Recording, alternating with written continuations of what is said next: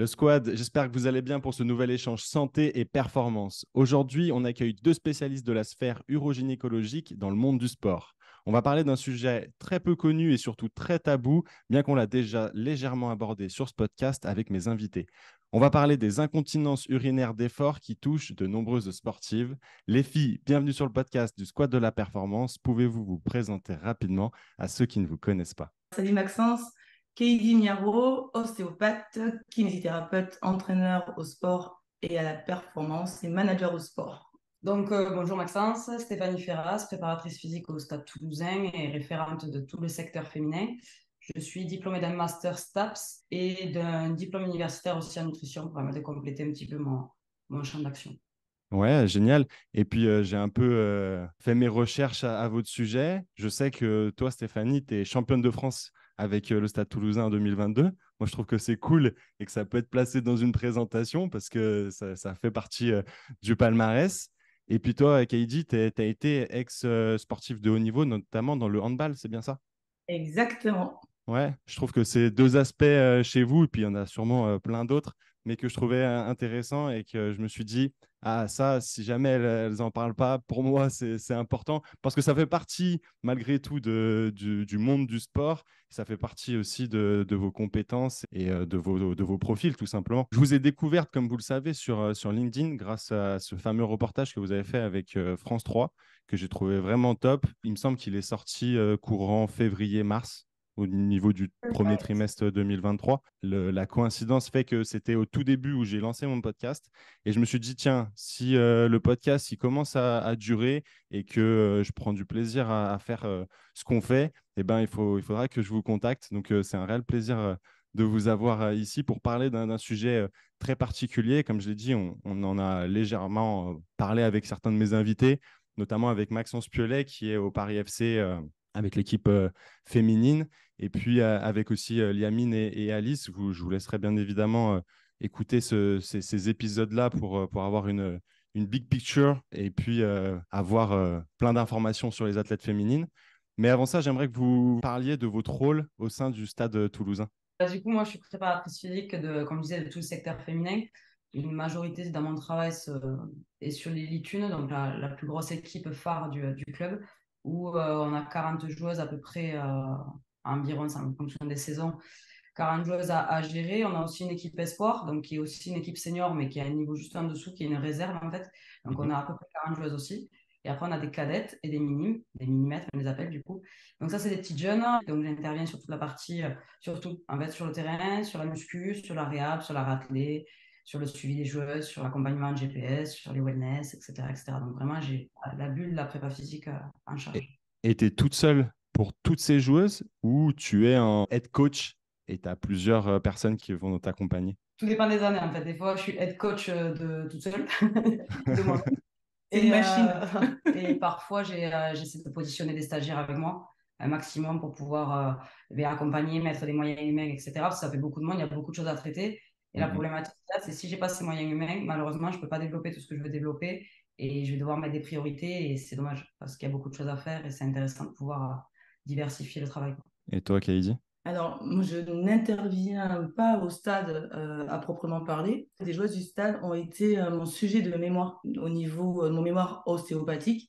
Ouais. Et quel est le rôle de l'ostéopathe dans la prise en charge des incontinences urinaires d'effort chez la sportive de haut niveau. Donc, on peut dire incontinence urinaire d'effort ou à l'effort. C'est la raison pour laquelle j'ai rencontré ces joueuses et qu'on a décidé avec Stéphanie de collaborer pour essayer de travailler ensemble et d'unir nos compétences pour essayer de trouver une solution à cette problématique. Donc, je suis vraiment extérieure, hein, c'est-à-dire donc j'ai la chance de pouvoir de participer aux entraînements, de discuter avec les joueuses pour essayer vraiment d'être au cœur du problème, de voir certains matchs, de pouvoir faire des retours avec Stéphanie. Et l'idée de ce protocole est d'essayer de travailler ensemble sur plusieurs années parce que il y a moi quand j'avais 17 ans, j'avais déjà ce problème-là, donc 25 ans après, un peu plus même, il y est encore.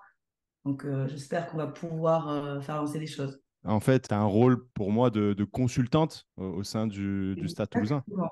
Tu peux le dire comme ça, parce que Ouais. voilà, c'est vraiment je suis extérieure, avec cette vision justement extérieure, donc j'ai pas, donc c'est vraiment super parce que je suis libre de faire ce que je veux avec toute Mhm. cette équipe qui vraiment, du manager aux joueuses, à la prépa, à tout le monde, aux médecins qui viennent vraiment accompagner cette problématique qu'on a mis en exergue. Ouais, ouais, mais je trouve ça super intéressant parce qu'effectivement, c'est un sujet très particulier, bien qu'il touche bien évidemment plein de sportives. Peut-être que ça n'aurait pas forcément de sens de t'avoir à temps plein et salarié dans le club, mais par contre, ça a une vraie plus-value pour les staffs féminins. Donc, je trouve que c'est hyper cohérent. Je sais que dans le monde anglo-saxon, c'est beaucoup plus développé, ce type de contrat, on va dire, consulting, etc., pour faire intervenir des spécialistes. Et je trouve ça hyper cohérent. Et tu as parlé du rôle ostéopathique et de ton sujet de mémoire, dont on va bien évidemment en parler. Mais avant ça, j'aimerais qu'on rentre rapidement dans le vif du sujet avec tout simplement la définition. Qu'est-ce qu'une incontinence urinaire d'effort et quels sont les conseils que vous donnez à vos rugbywomen pour diminuer ce risque-là? Alors déjà, c'est la haute autorité de la santé dit ceci. Les troubles urinaires sont définis comme une condition dans laquelle la perte involontaire d'urine survenant par le méa urétral constitue un problème social ou d'hygiène et peut être objectivement démontré. Il faut savoir qu'il y a 3 types d'incontinence urinaire. Donc, il y a l'incontinence urinaire à l'effort, par impériosité et mixte. La plus répandue, c'est celle qui est l'incontinence urinaire à l'effort. Et une autre définition que je peux te donner, c'est plainte de fuite involontaire d'urine lors d'un effort, d'une activité physique, d'un éternuement ou d'une toux. Elle peut être liée à une hyperpression de poussée et ou à un déficit de pression de retenue. Parfait. Et du coup, quels sont les conseils que vous allez donner à vos sportives pour éviter et diminuer ce risque-là? La première chose, c'est quelque chose d'une fuite urinaire qu'aujourd'hui, la joueuse, l'athlète de haut niveau n'en parle pas, ne connaît pas ou ne comprend pas. Donc déjà, je pense que la première chose qu'il va falloir se poser, c'est est-ce que la joueuse elle est en capacité de comprendre et de savoir et elle, qu'est-ce qu'elle doit faire. Et c'est là où nous, maintenant, on essaye d'intervenir et c'est là où on va vous expliquer un petit peu tout ce qu'on met en place pour justement amener cette information à nos joueuses.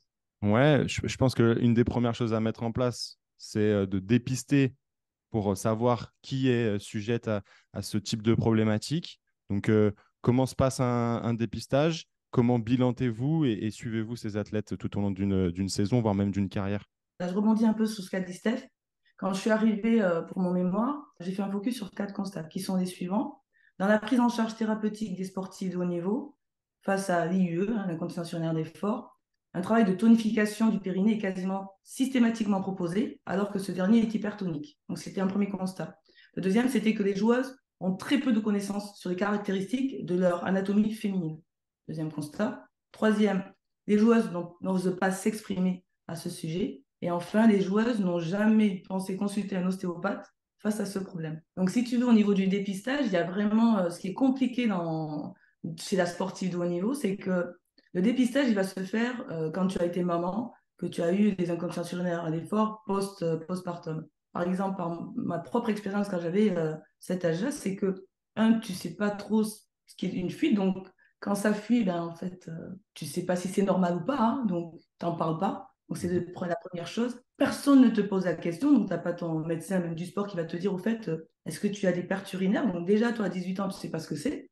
Et en plus de ça, tu ne fais pas la différence. Alors, je vais être un peu entre la transpiration, la fuite, les pertes que tu as menstruelles ou les pertes blanches que tu peux avoir. Tu ne sais pas trop. Donc, tu n'en parles pas, donc personne n'en parle. Et c'est bien plus tard que tu comprends que tu as eu des pertes urinaires, donc tu as eu cette pathologie-là. Donc, c'est très compliqué parce que le dépistage chez la sportive, elle ne se fait pas, parce que ce n'est pas une question que tu amènes à une sportive de haut niveau. Tu lui demandes si elle a bien dormi, si elle a des douleurs, mais tu ne lui demandes pas si elle a des fuites urinaires. Tu as parlé de tout, d'éternuement. Je pense aussi à des personnes qui vont rire, qui vont être, comme on dit, et se pisser dessus, comme on dit l'expression, qui peuvent se dire, ah bah finalement, c'est normal, il n'y a pas de souci avec ça, quoi. Alors, normalement, la vessie, elle doit être, c'est un contenu, elle doit contenir. C'est-à-dire qu'à partir du moment où tu as même se pisser dessus, donc c'est une expression, donc elle est vraiment vraie, hein, Mm, c'est déjà anormal, entre parenthèses. Donc, en toute logique, une femme ne doit pas avoir d'incontinence urinaire à l'effort. Si elle en a, c'est une pathologie. Et même si c'est de manière succincte, c'est déjà un trouble. Et donc, avec vos rugby women, qu'est-ce qui vous fait dire qui rentre en fait dans cette problématique d'incontinence? En fait, pour t'expliquer un petit peu le cheminement et mon raisonnement que j'ai eu, un jour, j'ai été avec les garçons au tout début dans la prépa, après je suis passée avec les filles. Donc il y a eu toute cette question de est-ce qu'on entraîne les filles comme on entraîne les garçons, quelle différence, quelle spécificité, etc. Et bon, du coup, pour moi, c'est une des plus grosses spécificités parmi d'autres, mais où il fallait vraiment appuyer le sujet et se poser des vraies questions. Donc en fait, de là, moi, j'ai voulu déjà mettre de l'information aux joueuses, que ce soit sur les cycles menstruels, les problématiques qu'on pouvait rencontrer, que ce soit sur les flux urinaires, sur les problèmes aussi, tout ce qui est au niveau du comportement alimentaire. Donc là, j'ai commencé à amener de l'information. C'était un peu plus en période de Covid, etc. Donc j'avais la capacité à pouvoir faire des visios. Donc j'ai invité les joueuses à faire des visios, etc. Des petites conférences. Sauf qu'au bout d'un moment, je suis que prépa. Je ne suis pas du tout experte dans ce domaine-là au niveau anatomique. Les études de STAPS, malheureusement, n'ont pas amené autant de choses. Mhm. Donc, je puisse rencontrer aussi quelqu'un qui m'amène ces informations-là, qui puisse aussi communiquer ce discours en ayant de la crédibilité, parce que du coup, moi, j'ai ma crédibilité de prépa, mais pas forcément d'expert.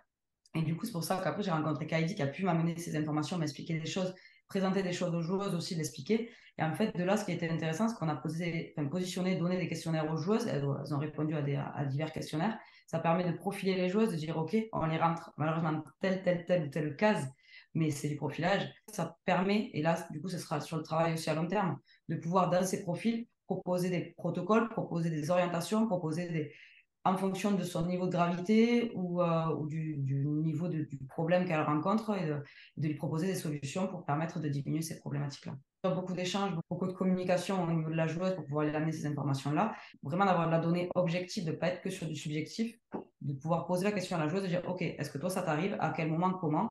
Et de là, après, on va essayer de trouver des solutions. Voilà, ça c'est vraiment la base du travail. Le profilage, il a été fait via le mémoire. Ouais, C'est-à-dire qu'il y a un questionnaire qui a été posé, qui a été anonyme, qui a été d'accord. soumis grâce à Steph aux joueuses. Et en gros, dans les études au préalable que j'avais regardées, il y avait plus ou moins plus de 50% normalement en moyenne de sportifs dans un club qui disaient avoir des fuites urinaires. Donc c'était vraiment une majorité. Et ben, les filles du stade répondent à cette majorité. Donc, j'avais une moyenne entre 53, de souvenir entre 53 et 54% de joueuses qui avaient fait effectivement donc, des fuites urinaires. Moyen âge 23-24 ans. Donc, le profilage, il a été fait à ce moment-là. Donc, c'est venu confirmer et conforter ce que Steph avait mis en place avant avec tout ce qu'elle avait pu prendre en information de par ses propres données. Juste pour appuyer ce que Kaidi vient de dire, elle a fait passer le questionnaire sur l'équipe senior. Moi, j'ai questionné aussi les jeunes. Donc là, je veux vraiment mettre le focus là-dessus parce qu'on parle beaucoup de profils de joueuses, de public senior, etc. Mais en fait, moi, je suis en train de m'apercevoir que c'est de plus en plus tôt. On a parlé d'hypertonicité tout à l'heure. Cette hypertonicité, ce haut niveau arrive de plus en plus tôt. Surtout dans le rugby, c'est en train de se développer de plus en plus, surtout dans le rugby féminin, du coup. On a une évolution de ce sport. Et en fait, on est en train de s'apercevoir qu'il y a de ces problématiques-là qui arrivent de plus en plus tôt parce que les filles travaillent de plus en plus tôt et sont développées, etc., de plus en plus rapidement. Donc, voilà, on n'a pas que les seniors et aussi un gros focus sur les jeunes, quoi. Ok, ça m'évoque beaucoup de choses. Déjà, donc si j'ai bien compris, la première chose que vous allez faire, c'est un questionnaire global. Et ensuite, par rapport à ce questionnaire, vous allez profiler les joueuses et avoir un discours individuel avec la joueuse, voilà, pour aller jusqu'au bout de l'entonnoir et essayer de comprendre les problématiques propres à cet athlète-là. Et puis, tu as parlé des jeunes athlètes. Je pense qu'en fait, finalement, si on fait le parallèle avec ce que tu disais, Kaidi, sur le nombre de joueuses et finalement, chez un public assez jeune, tu parlais de 23-24 ans, ça veut dire que peut-être qu'il y en a qui ont 23-24 ans aujourd'hui, qui n'ont jamais eu de problématique, mais qui vont en avoir dans le futur. Exactement. Ouais. Est-ce que finalement, de faire une éducation de base, c'est peut-être la chose peut-être la plus importante. Et surtout, je pense, d'avoir une éducation vraiment de base avec un centre de formation et puis après d'avoir des rappels assez réguliers tout au long de la carrière, quoi. Là, tu viens de résumer Ouais, notre travail. En fait, c'est un peu le projet. Vraiment ce projet. Tu as Ok, tout compris. Alors moi, vraiment, je souhaiterais qu'on arrive à aller voir plutôt les femmes mères, en fait, parce que si on arrive à toucher aussi les mamans, en fait, on va pouvoir mettre de l'information chez la maman, qui va pouvoir mettre de l'information dans sa fille, qui sa fille après va pouvoir mettre de l'information à ses copines. Et en fait, après, ça fait une grosse boule de neige et tout le monde est au courant. Et en fait, la communication passe beaucoup mieux, beaucoup moins tabou. Et on arrive à voir ce discours chez les plus jeunes, en fait. Et c'est l'objectif qu'on a parce que nous, aujourd'hui, on travaille sur des seniors. C'est bien, mais ces seniors-là, elles ont peut-être encore, je leur souhaite 10 ans de carrière devant elles. Mais peut-être que c'est trop tard. Une rééducation du périnée, d'arriver à remettre des automatismes, c'est très difficile. Si je pousse un peu dans mon travail, ce travail de respiration, très compliqué, ce travail au niveau abdominal transverse, il faut le pousser en permanence, c'est de la répétition tout le temps en fait. Et si on le met au plus tôt, ça devient des routines de travail en fait. Par contre, arriver à mettre des routines de travail sur des personnes qui ont déjà acquis beaucoup de choses, c'est plus complexe. Il y a un manque de temps aussi. Mais tu vois, c'est assez intéressant. Je fais le parallèle avec la nutrition pour avoir discuté avec pas mal de diètes, nutritionnistes, etc.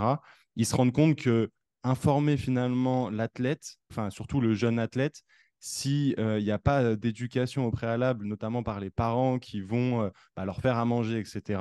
En fait, ça ne marche pas parce que l'éducation, elle va se faire tout au long de la journée avec leurs parents qui sont les plus proches. Peut-être que nous, en tant que professionnels du sport et de la santé, ça va être plus compliqué. Bien évidemment, ça dépend les profils, quoi. J'ai écouté certains de tes podcasts, donc je Mm. trouvais ça très intéressant, et notamment un qui parlait de la nutrition.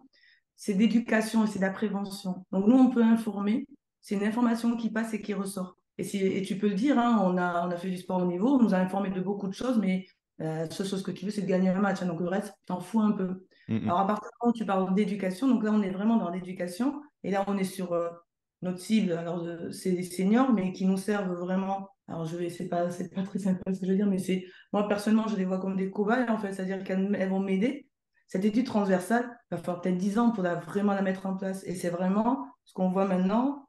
Je me dis, dans 10 ans, il y aura quelque chose qui sera fait si on continue et si derrière plusieurs personnes continuent de faire des actions dans ce sens-là éducatif.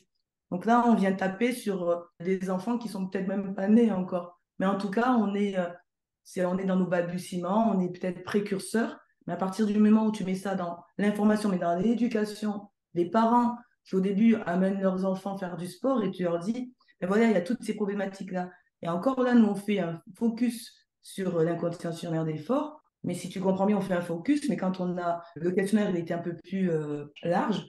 Et là, il y a waouh, Ouais, on a tout un peu les on a questions poussé les sur. questions, il n'y a pas que Ouais. ça. Donc tu te dis, ah ouais, mais on va faire comment? Donc l'idée, c'est vraiment de voir le sport de la femme dans les prochaines générations différemment, c'est-à-dire, ben, tu pars sur un focus sur la femme, sur les problèmes qu'elle peut avoir, et notamment les problèmes liés à la sphère urogynécologique, mais qui sont tellement complexes que là, ça devient même compliqué pour nous. Mon dada, c'est les incontinences urinaires d'effort. Steph, c'est les troubles menstruels. Donc et on se dit, bah, c'est chouette parce qu'on va amener nos compétences ensemble. Mais vraiment, il faut changer la dynamique pour les prochaines générations. Et nous, en tant qu'accompagnateurs, entraîneurs au sport, prépa, kiné, ostéo, manager, il faut vraiment avoir une vision complètement différente, d'autant plus que les athlètes de demain ne sont pas les athlètes d'aujourd'hui.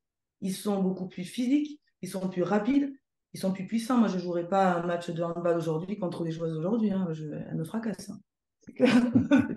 C'est plus les mêmes gabarits. Hein. Donc, il y a aussi ça à prendre en considération. Tu nous as parlé justement de protocoliser tout ça. Je sais que ça peut demander certains moyens. Si justement, d'un point de vue assez utopique dans un premier temps, si vous aviez des moyens illimités, qu'est-ce que vous envisageriez et quel protocole transversal vous souhaiteriez mettre en place? Moi, si j'ai des moyens illimités, ben, je prends plusieurs caïdis au stade et vrai travail individuel. Moi, je prône pour le travail individuel. Donc, plus on peut faire d'individuel, mieux c'est.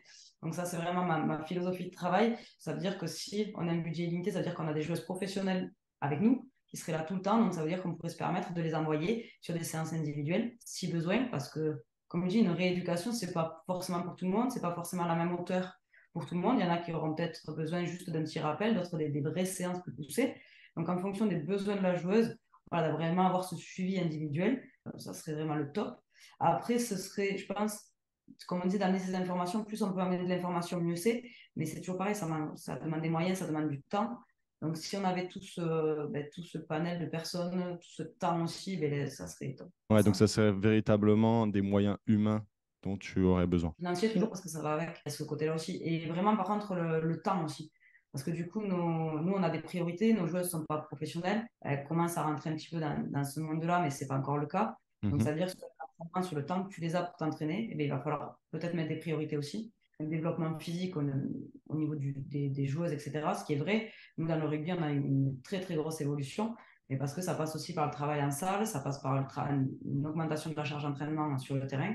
Et dire à des coachs qu'il faut peut-être laisser de la place pour d'autres choses un petit peu aussi importantes. Pour l'instant, c'est compliqué. On ne trouve pas ce temps. On n'arrive pas à le trouver. Parce que c'est pas, on n'a pas sur un sport individuel de tennis. Hein. On a 40 joueuses. Bien sûr. Ce qui est compliqué, c'est vraiment ça. Et c'est vrai que là, je retombe sur la question d'argent. Si ces joueuses étaient professionnelles et qu'elles gagnaient de l'argent suffisamment pour jouer leur passion et en vivre, on pourrait mettre en place un protocole très facilement. C'est-à-dire, avant de commencer, tu vas voir un médecin gynéco-obstétricien qui fait le lien avec ton médecin du stade, qui fait le lien avec un ostéo qui va faire un bilan, qui va faire le lien avec le kiné, on va voir la nutrition, etc. Mais ça, c'est du temps. Les professionnels de santé et du sport, ils sont là. Hein. Mais que ces filles trouvent du temps pour vraiment aller faire ce protocole-là, sans que ça perturbe leur entraînement ou leur vie, et là, on manque de moyens financiers, c'est-à-dire que si elles étaient pros, il n'y aurait aucun problème, et ce n'est pas le cas. Après, là, il y a une grosse avancée quand même, parce que du coup, moi, ça fait quelques années que je suis sur le rugby féminin. On doit suivre une charte quand même avec des obligations. Il y a l'obligation d'aller voir un gynécologue. Donc, on a les soins dentaires, on a après tout ce qui est IRM, tout ce qui est ECG, etc. Et il y a aussi cette histoire de gynécologue, et ça, c'est hyper intéressant, je trouve, parce que ça veut dire qu'on fait un pas vers cette spécificité.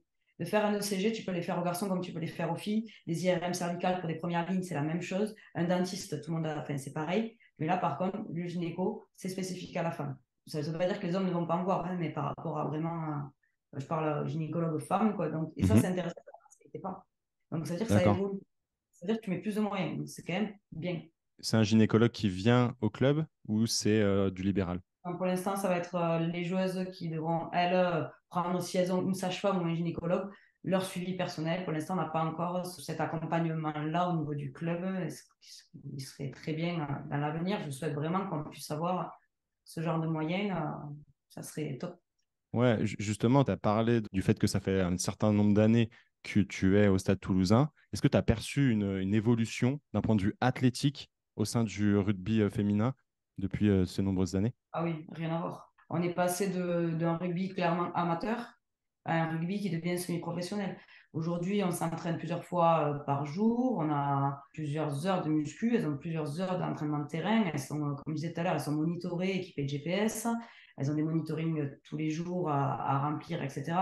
Il y a un vrai accompagnement, on est sur des matchs de haut niveau qui vont plus vite, c'est plus fort, ça va plus vite, on a une dimension physique avec des profils physiques qui sont en perpétuelle évolution, même sur une simple charge de travail, une simple charge, pardon, en salle de musculation, charge additionnelle, je parlais, faut rien à voir avec ce qu'il y avait avant, en termes de posture, etc. On a complètement évolué. Mais parce qu'aussi, ce volume d'entraînement a augmenté. Donc, ça te permet de faire beaucoup plus de choses. Ok. Et quels sont du coup les impacts que ça peut avoir sur des incontinences urinaires d'effort? Est-ce que finalement, il y en a plus qu'avant? Est-ce qu'on les dépiste plus? Est-ce qu'il y en a plus parce que d'un point de vue athlétique, c'est plus important? C'est toutes les questions que je me pose. Aujourd'hui, je pense que ça devient, attention, le mot est un peu fort, mais un effet de mode. Tout le monde parle des fuites urinaires, tout le monde parle des cycles menstruels parce que les États-Unis ont été championnes, parce qu'il y a eu un accompagnement à ce niveau-là. Bon. Donc, en fait, ça devient vraiment sur les réseaux partout une vraie dynamique, une vraie évolution. Mais il y a 10 ans de ça, ou même il y a 5 ans, on n'en parlait pas. C'est le vrai sujet tabou que personne n'en parlait. Donc, aujourd'hui, pour répondre à ta première question, est-ce que ça a évolué? Ben, on ne sait pas, en fait, puisqu'on n'en parlait pas. Maintenant, on peut dire des chiffres. Et en fait, tout le monde dit waouh, c'est énorme. Parce que les chiffres sont énormes. C'est vrai, quand tu parles de 50% de fuites urinaires chez des joueuses, dans une équipe, c'est énorme. Mais en fait, on ne sait pas ce qu'il y avait avant. Donc, on ne peut pas comparer. En fait, c'est un caillou qui est tombé au milieu de la mare. Enfin, c'est une vraie explosion. Donc, maintenant, tout le monde se dit ok, il y a vraiment un problème là, il faut qu'on puisse faire quelque chose. Alors, je vais vraiment aller dans le sens de ce que dit Steph. Jeune, j'en suis quasi sûre maintenant, quand j'étais après professionnel de santé, je me suis rendu compte que ce que j'avais, c'était pas que de la transpiration, c'était des fuites. 25 ans plus tard, on n'en parle pas. Il faut comprendre aussi que quand j'ai fait ces recherches pour pousser mon mémoire, je te jure, donc j'ai obtenu le prix du conseil scientifique pour mon mémoire.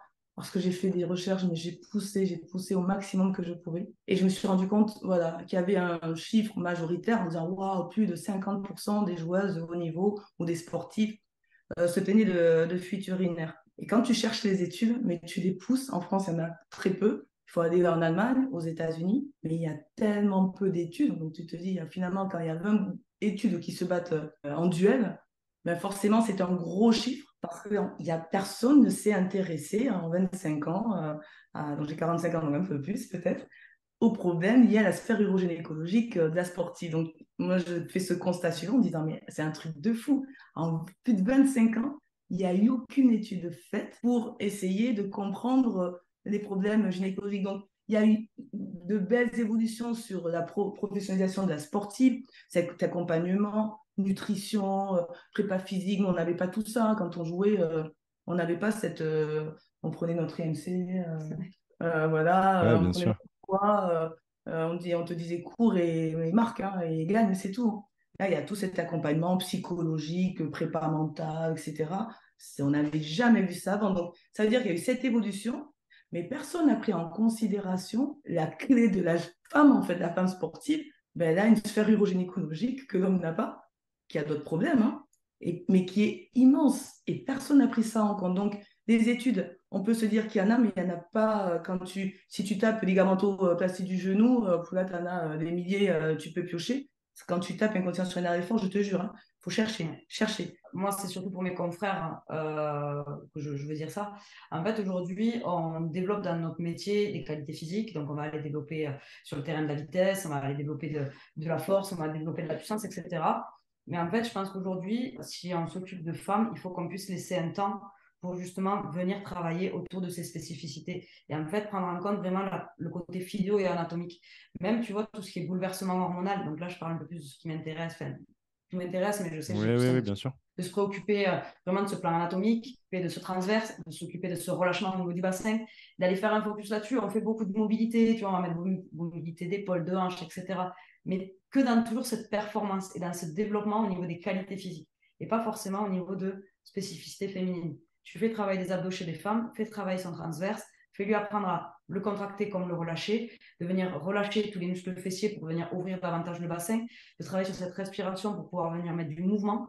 Et en fait, si on arrive à gagner sur ça, et bien, ta joueuse, elle sera peut-être meilleure sur son squat, elle sera peut-être meilleure sur sa vitesse, elle sera peut-être meilleure sur le terrain. Et en plus de ça, au niveau pathologique, je ne sais pas si on peut dire que c'est une pathologie, bon, au niveau pathologique, et bien, on va améliorer ou modifier ou limiter un petit peu ces problématiques au niveau d'incontinence urinaire qu'on peut rencontrer. Voilà, Ouais, ça, parce que c'est clair. justement, c'est vrai que tout à l'heure, Kaidi parlait chez toi, tu as plus cette spécialisation, on va dire, sur tout ce qui est problème de cycle menstruel, etc. C'est un sujet que j'aborde aussi un peu avec mes invités et que je voulais aborder avec vous, mais j'ai voulu centraliser la chose et je pense que ça pourrait être l'occasion d'un second podcast plus tardivement. Mais c'est vrai que c'est un sujet qui est beaucoup plus évoqué depuis beaucoup plus d'années. Et je me pose la question pour rebondir avec ce que tu disais, Katie, sur le nombre d'études. En fait, il n'y avait peut-être pas d'études parce qu'il n'y avait pas de plaintes. Exactement. Et c'est pour ça qu'on parle de sujets tabous. Il n'y a pas de plainte. Il y a une plainte quand tu penses que c'est anormal. Mm, mm. Quand personne t'a dit que c'était pas un problème, tu le vis en tant que sportif. C'est-à-dire que tu te poses pas la question de savoir est-ce que c'est normal ou pas. Ouais, ouais, bien C'est sûr. c'est peut-être la seule, c'est comment ça se passe. C'est peut-être une fois une joueuse qui va en parler, qui va dire ouais, mon ostéo, mon kiné ou mon médecin m'a dit que c'était pas normal. Là, toi, tu dis ah bon, c'est pas normal. Et c'est comme ça que ça arrive, hein. Ouais, après, je ne veux pas du tout dériver sur l'autre thématique, c'est pas ça, mais tu vois, je fais juste le lien entre les deux. Je pense que tout ce qui est autour du cycle menstruel, c'est beaucoup plus contrôlable. Il y a beaucoup plus de moyens à mettre en place. Tout ce qui est fuite urinaire, aujourd'hui, il y a des moyens, mais qui sont longs. Donc ça, c'est totalement le travail de Kaidi, et qui sont et pas forcément voilà, de protocoles mis en place, etc. Et pour l'instant, il y a peu de choses. Et c'est vrai que les gens n'osent pas forcément trop s'aventurer, mais là où tu gères pas les choses et où tu peux pas Mm. faire grand-chose.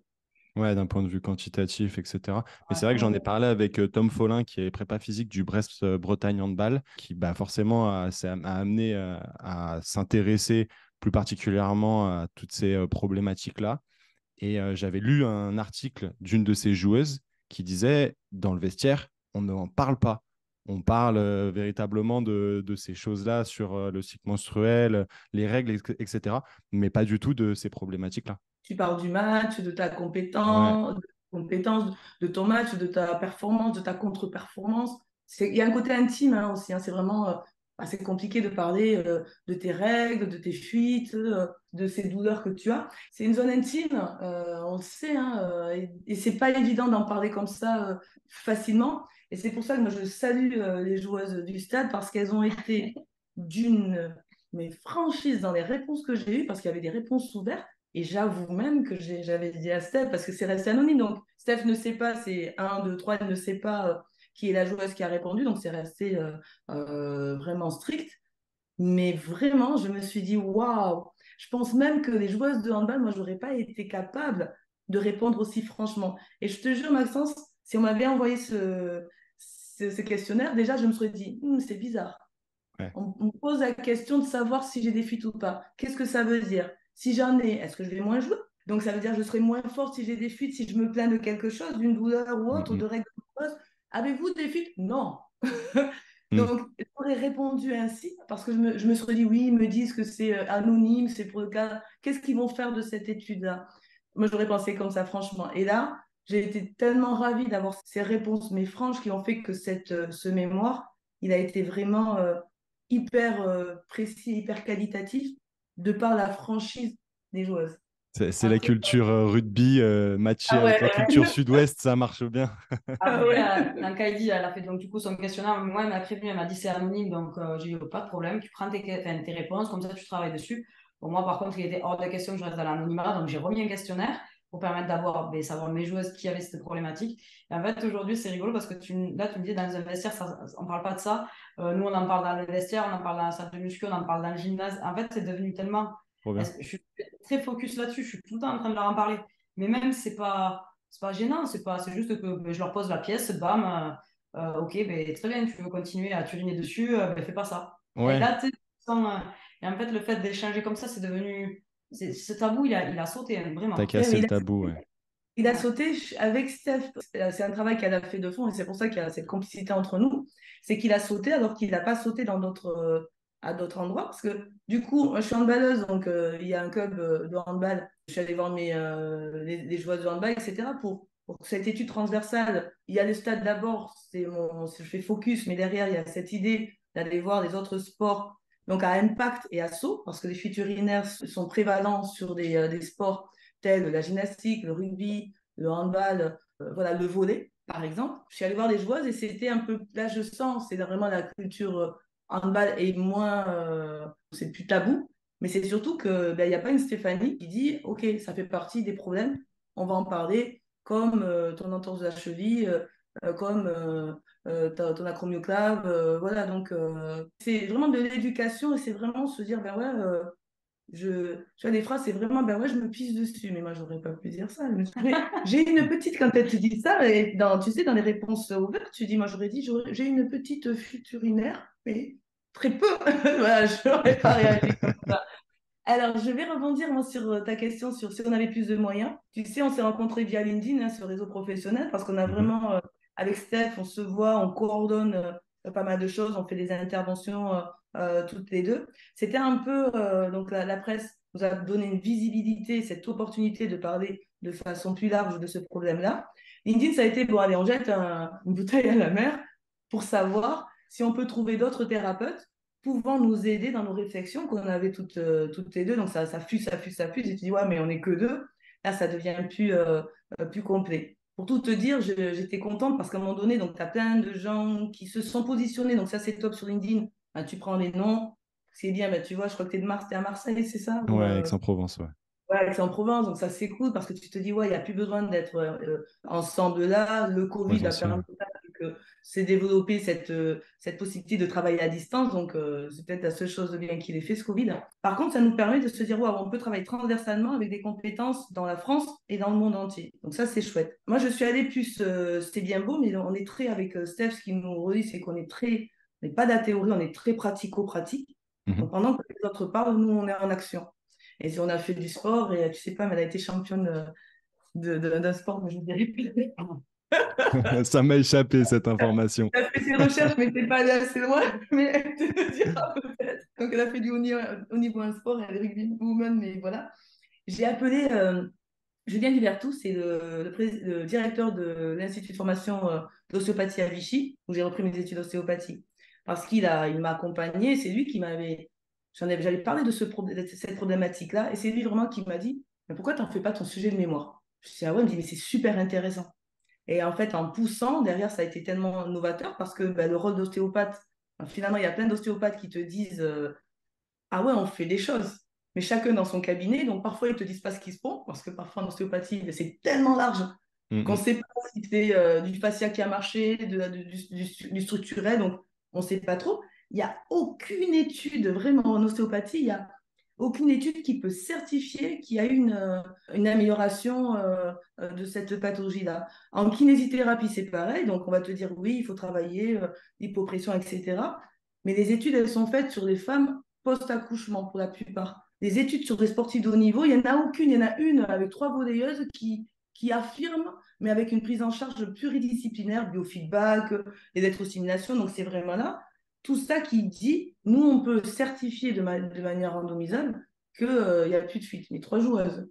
Donc, t'imagines, dans ces études-là, je me suis dit, mais tout le monde dit qu'il y en a un peu, mais finalement, tu te dis, est-ce qu'il y a une étude claire et nette qui me dit, là, vraiment, ce protocole a marché, que ça soit en kiné ou en ostéopathie, chez la sportive de haut niveau ou la sportive, tout simple, hein, Mhm. la femme sportive, eh ben, je te jure, j'attends. Et je suis allée plus loin, donc j'ai accompagné une étudiante pour son mémoire cette année sur les fuites urinaires, pareil. Et là, je me suis dit, ah, c'est chouette. Est-ce que ça a évolué entre-temps? Donc, elle a fait des recherches et c'est pareil, hein. Mais c'est vraiment, C'est un peu le néant. c'est le néant. Après, l'autre problématique, moi, du coup, là, que je rencontre sur le terrain, Kaidi fait un vrai travail dans son cabinet, dynamique, enfin, que ce soit en isodynamique, tu as travaillé vraiment sur tous les régimes de contraction. Mais par contre, c'est pas ce qui se passe sur le terrain. Et en fait, aujourd'hui, moi, j'ai des facteurs externes. Quand tu as une joueuse qui est porteuse de ballon, qui se fait plaquer par une autre joueuse de l'autre équipe, hein, mais ça, on l'a pas. Mais sauf que le problème de pouvoir arriver à gérer ça, c'est compliqué aussi parce que c'est que des efforts dynamiques, Mhm. des efforts de pression externe, interne. Enfin, il y a vraiment plusieurs marqueurs, quoi. Et ça, c'est un peu complexe. Et donc, il faut penser aussi à ça. C'est ça. Et c'est complexe parce que toi, tu es bien content dans ta séance ostéopathique en disant, ben voilà, je vais détendre les cervicales, je vais travailler sur le nerf vague, je vais détendre le diaphragme, je vais faire un crânio sacré. Mais elle est sur table, la joueuse. C'est pas comme ça que ça se passe en match. Et il y a des facteurs, mais tellement énormes, qui font que derrière ta séance, tu sais pas trop ce que tu as fait parce que tu n'as pas d'imagerie non plus qui te permet de te dire, ben voilà, tu vois, il faudrait un IRM ou je sais pas quoi, un truc uro dynamique là, qui permettrait de voir vraiment comment ça se passe dans l'action et par poste. C'est pour ça que moi, sur les séances, surtout en muscu, parce que c'est là où on peut davantage contrôler, mais où j'essaie tout le temps de mettre cette facette-là, que ce soit au niveau de la respiration, que ce soit au niveau du feedback, hein, rien que des retours directs, ou juste de la visualisation aussi, où vraiment, des fois, je vous jure, enfin, je les embête vraiment, parce que même elles-mêmes, elles me disent, oui, c'est bon, je sais. Pour qu'elles arrivent à me dire, c'est bon, oui, t'inquiète pas, je vais serrer mon périnée, je vais travailler quoi. Direct, je dis, ok, c'est bon, c'est que c'est acquis. Même si c'est minime, c'est acquis. Et en fait, après, si on arrive à le transférer sur le terrain, c'est quand même l'objectif de mon travail, c'est de transférer un maximum sur des actions qui vont avoir lieu sur le terrain. Si j'arrive à retranscrire ça, en plus du discours que j'ai en salle, d'arriver à le transcrire sur le terrain, c'est royal. Tu vois, là, j'ai une idée, parce que je disais à Kylie tout à l'heure, je pense que quand je fais des petits podcasts, comme ça, il faudrait une feuille avec un stylo, parce que j'ai tellement d'idées qui me viennent, que bon, après, à la fin, je ne me souviens pas forcément, mais moi, je les note. Tu vois, là, par exemple, on va avoir des modules où on va travailler sur tout ce qui est autour de la mêlée, spécifique sur les postures, etc. Mais moi, je pense que je vais aller mettre mon nez dedans pour venir, en plus de la posture, dire attention, place, aspire ton nombril, tu vois, souffle, ok, verrouille. Donc ça, je vais en parler avec mes collègues. J'ai l'idée là maintenant. Donc, Merci Maxence. T'as raison de le placer, ça te fait un mémo. Et puis en pour plus de écrire. ça, ça permet de partager pour tous nos confrères. Alors, du coup, il y a ça, et en plus de ça, comme ça, quand je réécouterai, je dirai, ah oui, c'est vrai, j'ai eu cette idée. Parfait. Mais du coup, non, juste pour te dire, et en même temps, ça me permettra aussi, avec les autres acteurs, avec mes collègues, de pouvoir aussi glisser ce genre d'informations et que tout le monde soit au cœur de la spécificité féminine, en fait. Mais ça me fait penser, tu vois, alors je ne sais pas si c'est réalisable, mais avec des certains moyens, ça serait de placer un peu des sondes, ou peut-être pas des sondes, mais des patchs au niveau du périnée à l'instar, on va dire, d'un GPS, de le placer pendant l'activité et de voir véritablement ce qui se passe, de retranscrire ça par rapport à l'activité, par rapport à la vidéo, etc. Et je pense que ça serait le futur, mais ça serait intéressant. Non, mais tu en as entendu parler, ils ont fait des protège-gens connectés, tu Ouais. vois, qui peuvent permettre de savoir les chocs qui sont reçus en match ou aux entraînements, etc. Et bien, peut-être que sur le long terme, exactement, ben, on aura aussi ce genre de choses avec quelque chose qui est connecté, qui te permet de pouvoir savoir si la joueuse, eh ben, elle a trop de pression abdominale, trop de fuite urinaire, parce que vraiment, moi, quand je parle du sujet, je te le dis en toute sincérité, quand j'ai des collègues à moi, amis ou connaissances ou quoi, qui ne connaissent pas du tout le sujet, en gros, ils rigolent un peu parce qu'ils ne connaissent pas. Mais ils disent, mais en fait, plus tard, si un jour ta femme, elle a une descente d'organes, parce que justement, elle a ce périnée qui était qui était hypertonique ou qui est au contraire hypotonique, pas assez maintenu, ou si ben, tu vas devoir lui mettre des couches pendant X années parce qu'elle a des fuites urinaires qu'elle n'arrive plus à contrôler, tu vas faire quoi? Il dit, Mm, tu vas t'intéresser en fait à ça. Et plus on le prend tôt, mieux c'est, tu vois. Donc, ouais, si on peut, dans l'avenir, peut-être qu'il y aura des choses qui vont se faire et qu'on pourra le quantifier davantage. Tu sais, après ce mémoire, donc j'ai eu un prix alors, de l'IFSO. Je vais rebondir sur l'IFSO parce que l'IFSO Vichy va pouvoir nous accompagner. mm, mhm. J'étais toute fière, j'ai fait ma rosta là, sur les réseaux sociaux, j'ai eu un prix. J'étais contente parce que j'en avais eu en kinésithérapie. Tu vois, j'en avais eu à 10 ans plus, 12 ans plus tard en tant que maman, etc. Donc j'étais vraiment très fière parce que c'était pas évident au vu de mon âge. Mais derrière, ce qui s'est passé, c'est que je dis à Steph, voilà, j'ai mis mon prix là, il est derrière, tu sais, en gros, voilà, diplômé. Et j'ai dit, merde, ça c'est la théorie. Pratico-pratique, je suis allée voir les filles en disant, ouais, mais merci, super, grâce à vous, j'ai eu un prix. Mais vous avez toujours vos fuites, en fait, ça qui est con. Donc elles sont toutes venues, je dis, ouais, ça c'est con, parce que moi je me targue sur les réseaux sociaux, et vous, ça n'a pas résolu votre problème. Là, ceux qui me connaissent savent que quand j'ai une idée fixe, ben, je la lâche pas. Et je leur ai dit, voilà, eh ben, on va mettre en place quelque chose et je vous promets qu'on va faire bouger les choses. C'est pour ça qu'après, moi, j'avais contacté la presse, d'où ce Reportage. reportage qui a vraiment été pris positivement par le staff, parce que tu peux te dire, ouais, quand même, ben, les managers, etc., ils ont dit, mais aucun problème, merci pour ça. Et derrière, ce qui s'est passé, c'est que tu te dis, bon, moi, j'étais toute fière en me disant, non, mais j'ai la solution. Tu vois, tu te dis, genre, le protocole facile. Il y a le diaphragme, je vais diminuer les pressions de la vessie pour pouvoir permettre à ce plancher pelvien, tu vois, voilà, à cette vessie, de pouvoir avoir plus de mouvement et moins de pression. Donc, cette hypersensibilité qu'elles ont, je vais pouvoir la diminuer. Je vais commencer par le haut et je vais diminuer. En fait, je vais détendre le nerf vague, tu vois, les structures cervicales. Donc là, tu es toute fière sur le papier. Et après, tu regardes, tu dis, non, mais attends, si tu détends ces cervicales, parce que je vais les voir entraîner, je dis, mais là, elles ont besoin quand elles rentrent en mêlée. Mhm. Donc toi, tu vas diminuer leur fuite, mais par contre, peut-être que derrière, tu vas provoquer une pathologie peut-être plus grave en soi, cervicale. Donc là, tu te dis, premièrement, ne pas nuire, je préfère qu'elles aient des fuites que derrière un choc cervical. Et on sait derrière ce que ça peut amener. Donc là, je suis revenue sur mon protocole où là, je me suis dit, ah, ça va être plus compliqué que ça, finalement. Et pour tout avouer, samedi, j'ai envoyé un message à Julien Libert, le directeur de l'Institut de formation supérieure d'ostéopathie à Vichy. Et il suit tout ça, donc je lui ai dit, voilà, le protocole, c'est bien beau, mais là, c'est compliqué, donc il faut peut-être que je reprenne une thèse, en fait, pour pouvoir trouver une solution. Mais là, tu te dis, tu as 45 ans, tes enfants, ils vont se dire, bon, maman, on sait qu'on va arrêter, parce que nous, on a besoin de toi à la maison. Et là, c'est chouette parce que ben, avec tout ça, il va nous aider. Donc, ils sont en train vraiment de vouloir, eux, rendre plus scientifique l'ostéopathie. Tu vois, il y a cette démarche, l'ostéopathie n'est pas prise en compte par la sécurité sociale parce que c'est considéré comme non appartenant au professionnel de santé. On parle de professionnel de la santé. Bon, ça, Mhm. c'est toute une histoire. C'est un autre débat Bien que sûr. je vais aborder là. Par contre, toutes ces études scientifiques vont permettre de pouvoir montrer l'efficacité de l'ostéopathie. Et du coup, eux, ils vont mettre en place sur les 5 prochaines années, ils vont nous ouvrir les portes de l'IFSO en nous permettant de proposer notre protocole aux prochains étudiants de mémoire. Ce qui va faire que là, donc moi j'ai déjà un, il y en a une qui a fini, il y en a une autre, donc on est déjà sur 3 mémoires. Moi je vais avoir moins 3 mémoires dans le mien et un qui est fini, et il y en a un autre qui arrive l'an prochain. Et dans les 5 prochaines années, donc il y aura d'autres mémoires. Donc ça, c'est de la donnée. C'était des personnes, en fait, en fonction d'où ils sont, de la ville dans laquelle ils sont, qui vont aller voir, ils vont se dire, ben, moi je veux bien, mais c'est le basket, moi je veux bien, c'est la gym, moi je veux bien. Et là, on fait cette récolte de données, mis en place parallèlement avec un statisticien qui est à Vichy, qui va pouvoir nous permettre de randomiser ça. Et ça sera peut-être une étude transversale, peut-être la première, je pense, qui nous permettra de se dire, OK, ben, ça a marché, ça n'a pas marché, etc. Donc, on se donne 5 ans pour récolter des données. Donc, ça, c'est la première bonne nouvelle dans cette prise en charge transversale. Tu as toute l'équipe de l'IFSO, là. Ils pensaient que j'allais plus être là Ouais, pendant... je vois, mais c'est super smart de ta part. Ça me fait penser à Maxence Piolet que j'ai reçu, là, le prépa physique du Paris FC, qui avait dit on surestime ce qu'on est capable de faire sur le court terme et on sous-estime ce qu'on est capable de faire sur le long terme. Alors, il le disait d'un point de vue super général, mais je trouve que ça fait vachement le lien avec toute cette émulsion que tu as et puis cette problématique pour y répondre.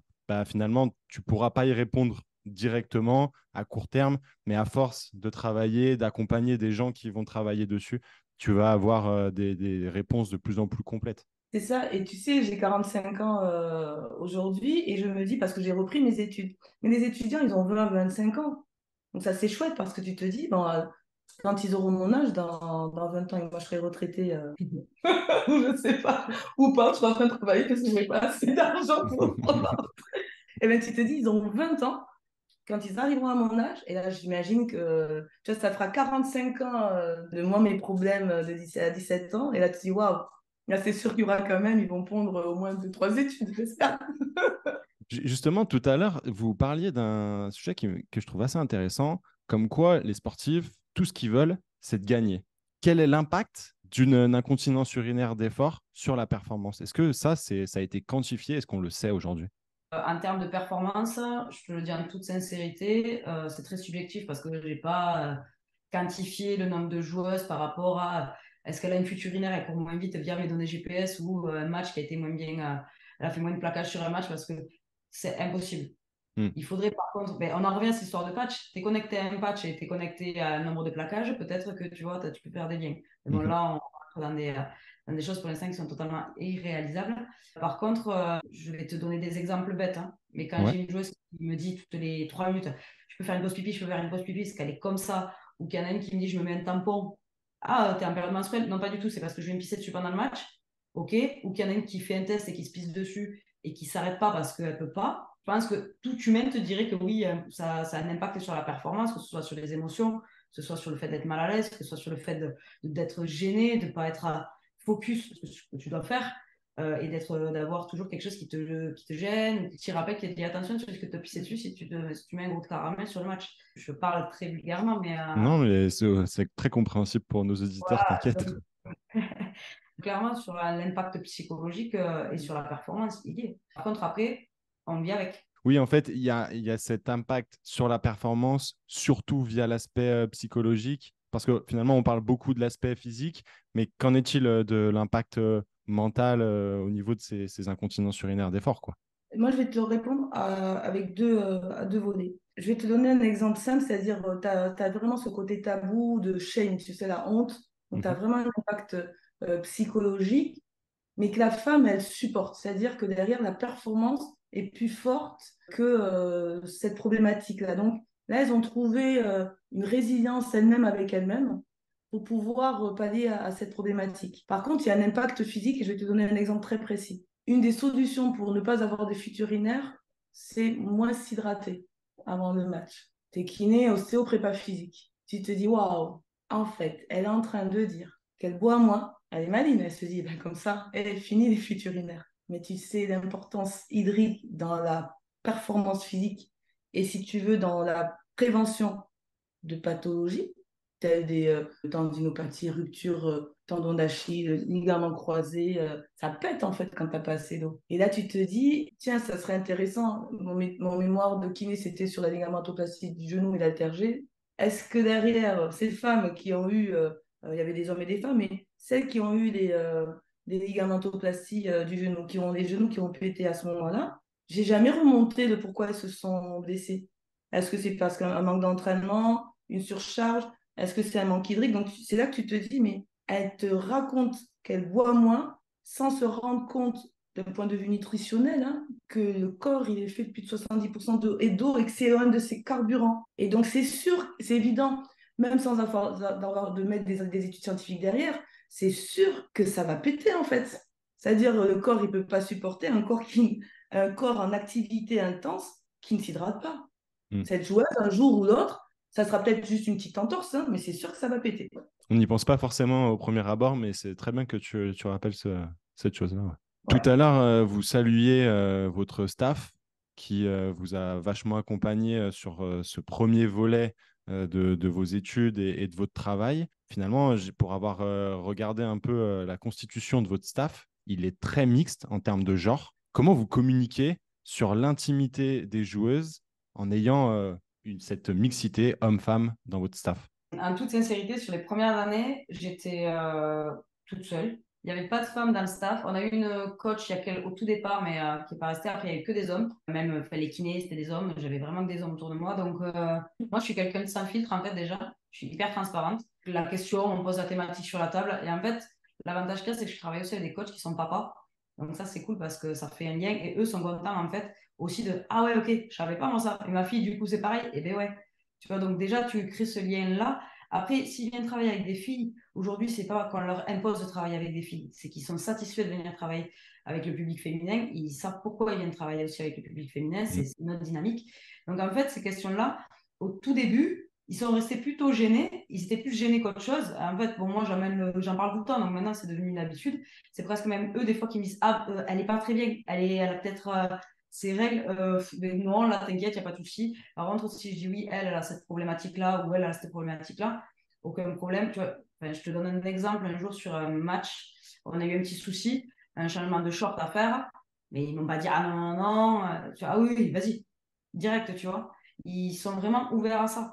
Et en fait, c'est top parce que ça permet en fait, qu'il n'y ait pas de tabou. Je reviens sur ce mot-là, mais par contre, sur la saison qui arrive, on a un staff qui va être un peu plus féminin, du coup, parce qu'on a deux joueuses retraitées maintenant qui deviennent coach, Céline Ferrer et Laure Sansus. Donc là, je les ai eues en joueuse, donc elles savent très bien que je prône ce genre de thématique, donc ça va être et j'espère même que ça va évoluer un maximum.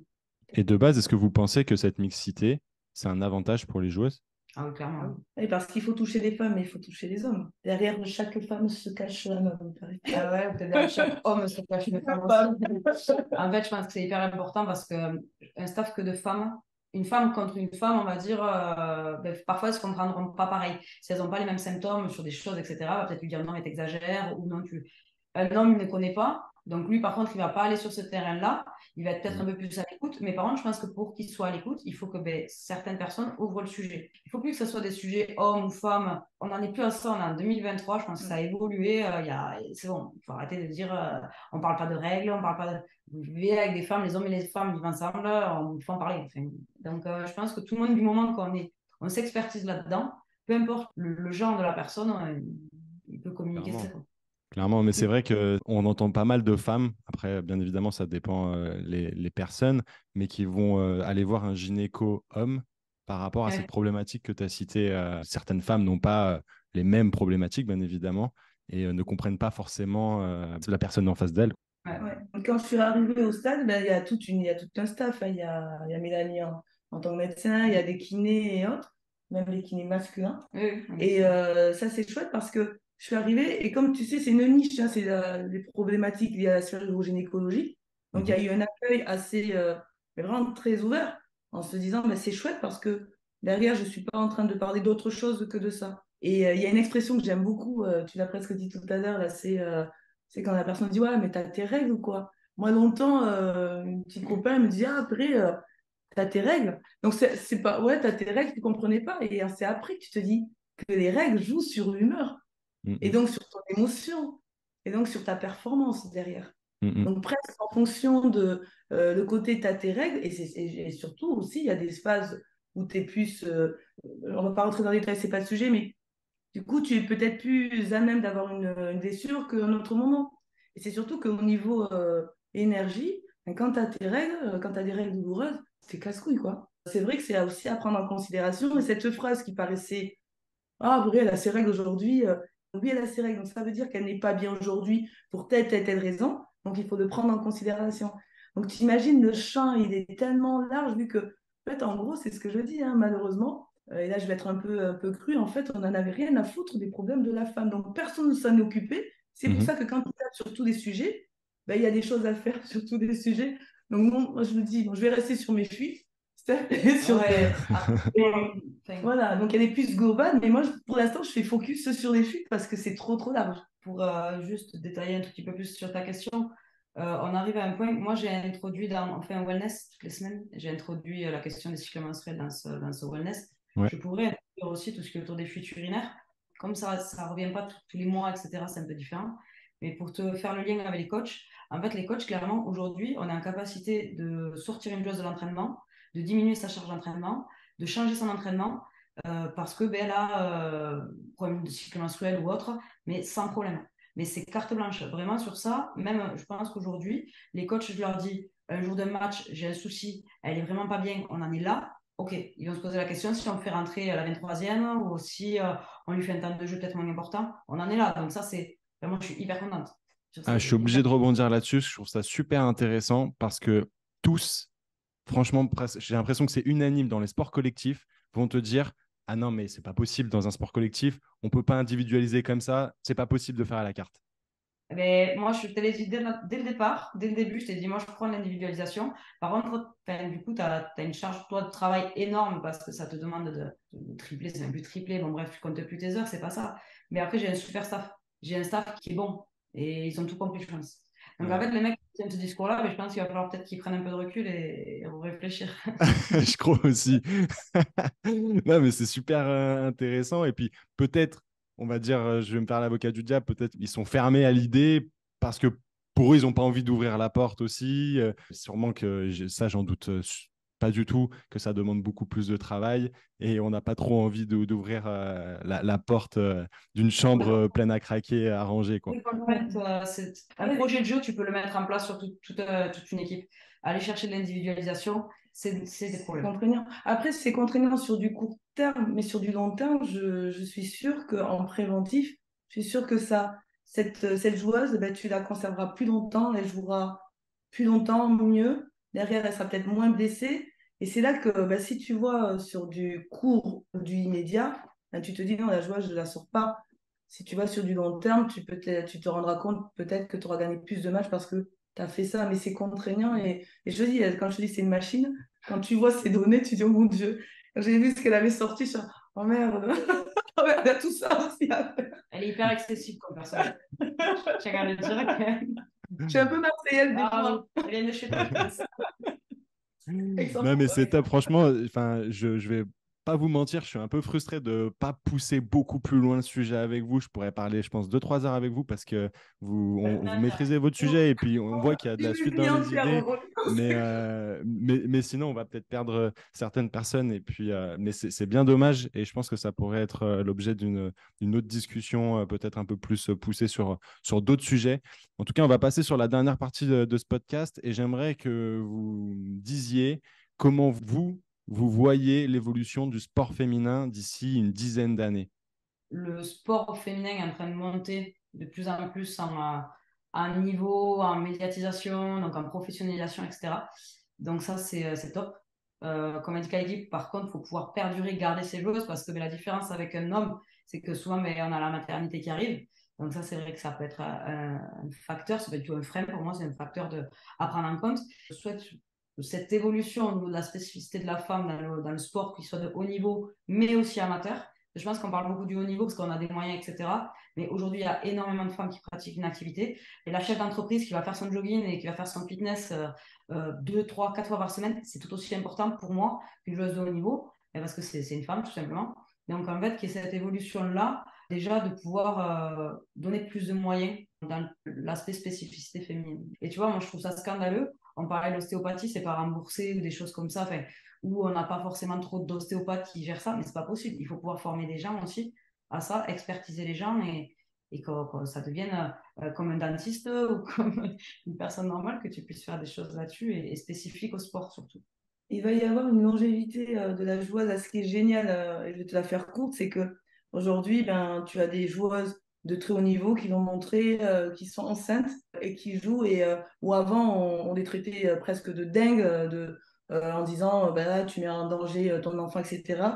C'est vraiment cette vision des gens, ces préjugés qu'il y avait, qu'il n'y a plus. Ces femmes qui se rendent compte qu'elles peuvent continuer plus longtemps qu'elles ne le pensaient, et que ça leur fait du bien, que ça fait même un bien pour elles et pour leur maternité et pour leur reprise après. Il y a beaucoup plus de suivi aujourd'hui. Ça veut dire qu'une joueuse avant s'arrêtait peut-être à 40 ans ou en bas, c'était beaucoup déjà. Là, je pense que vraiment, partie comme ça, à 45 ans, 46 ans, elles vont pouvoir jouer peut-être pas en première division, mais en D2, en N1 et se faire plaisir. Et c'est ça qui est fou. De pouvoir continuer, mais c'est aussi le après. Parce qu'en fait, c'est bien Ouais. si on continue tard le sport, qu'on pratique pendant longtemps, etc., c'est top. Mais par contre, c'est pour vieillir, mal vieillir. Déjà, quand les sportifs de haut niveau, en termes articulaires, ligamentaires, ça finit avec des arthroses, des prothèses, enfin, tout ce qui des mal au dos, des.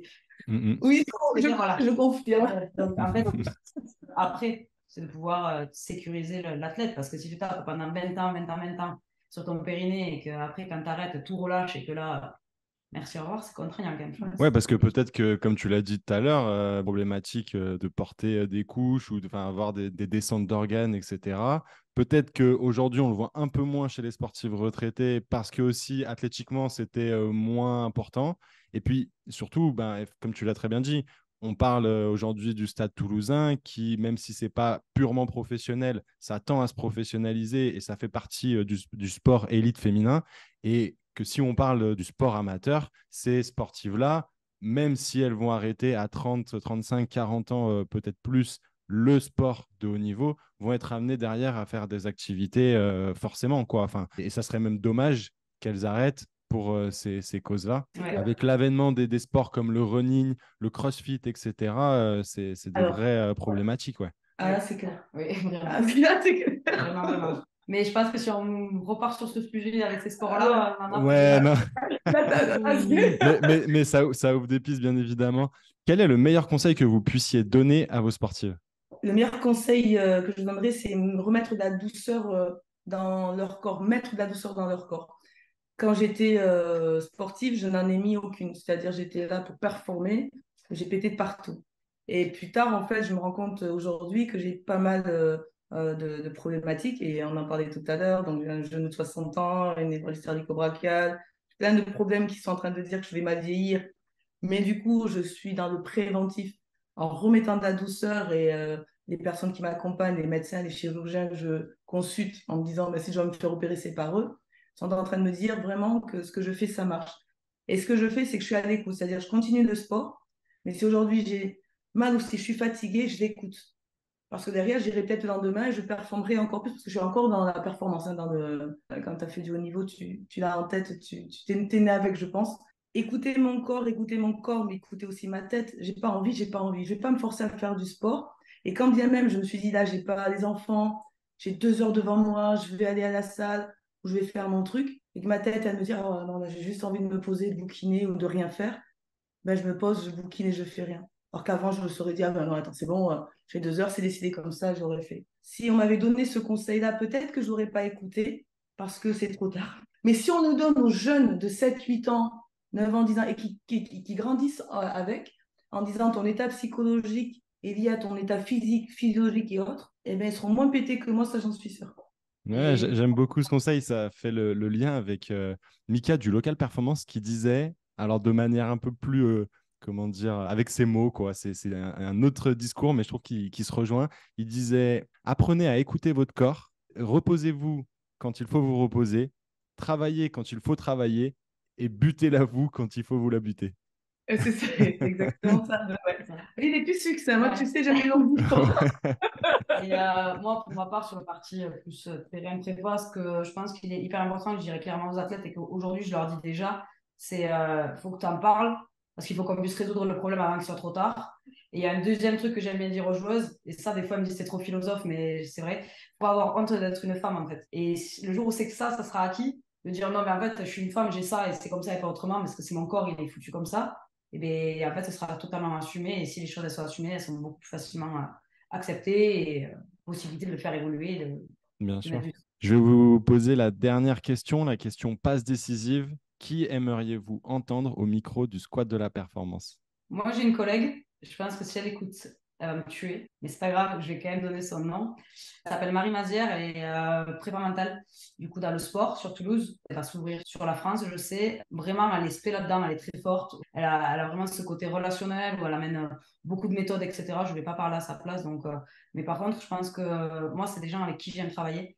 Parce que ce côté, nous, on a la prépa physique, on a le soin, au niveau de tout ce qui est autour du médical, donc avec AI, mais aussi à ce côté prépa mental qui est hyper important dans le sport de haut niveau, ou même le sport amateur. Mais si on arrive à faire un lien avec tout ce monde et tous ces acteurs, mais je suis sûre qu'on peut développer le sport à son maximum.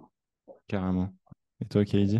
Alors, j'en ai 6. En gynéco-obstétricien, le docteur Jean-Luc Azel, parce que c'est vraiment un médecin que je peux appeler, qui m'accompagne. Il est presque retraité, il dit qu'il est retraité, mais il a continué encore.